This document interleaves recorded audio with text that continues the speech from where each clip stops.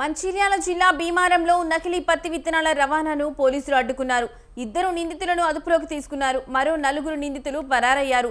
మొత్తం 6గురిపై కేసు నమోదు చేశారు పోలీసులు. నిందితుల నుంచి సుమారు 2 లక్షల విలువైన 101 కిలోల నకిలీ పత్తి విత్తనాలు స్వాధీనం చేసుకున్నారు. ఎవరైనా నకిలీ విత్తనాలు విక్రయిస్తే కఠిన చర్యలు తప్పవని హెచ్చరించారు. రైతులు నకిలీ పత్తి విత్తనాలను కొని మోసపోవద్దని సూచించారు.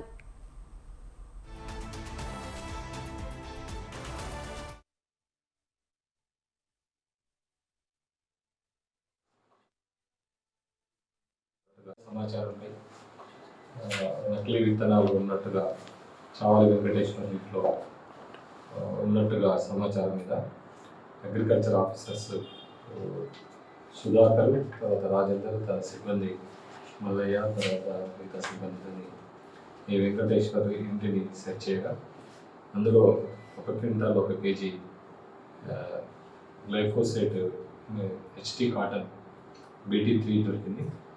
ఇదంతా కూడా ప్రభుత్వం నిషేధించబడిన జాబితాలో గల విత్తనాలు. కానీ ఇప్పటివరకు ఎలాంటి పర్మిషన్స్ BT3 లేదు.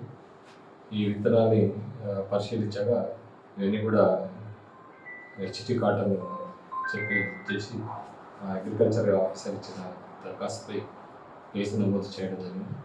నమోదు చేసుకుని వీళ్ళిద్దరిని వెంకటేశ్వరు, తర్వాత ఈ వెంకటేశ్వరు చెప్పిన ప్రకారంగా కొంతమంది రైతులు ఈయన దగ్గర ఆర్డర్స్ ఇచ్చి పెట్టడం జరిగింది. అందులో దుర్గం రాములు కూడా కొంత దీనిలో ఉంది.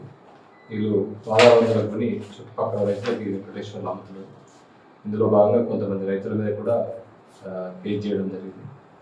ముఖ్యంగా నకిలీ విత్తనాలు ఇవన్నీ కూడా ఎలాంటి నష్టం జరిగినా రైతుకు ఇన్సూరెన్స్ రాదు ఒకటి.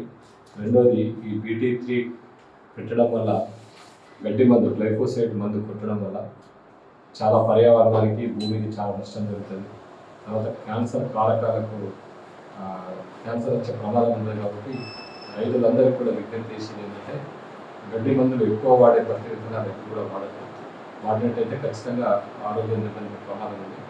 సమాచారంపై నకిలీ విత్తనాలు ఉన్నట్టుగా చావలి వెంకటేశ్వర ఇంట్లో ఉన్నట్టుగా సమాచారం మీద అగ్రికల్చర్ ఆఫీసర్స్ సుధాకర్, తర్వాత రాజేందర్, తన సిబ్బంది మల్లయ్య, తర్వాత మిగతా సిబ్బందిని ఈ వెంకటేశ్వర్ ఇంటిని సెర్చ్ చేయగా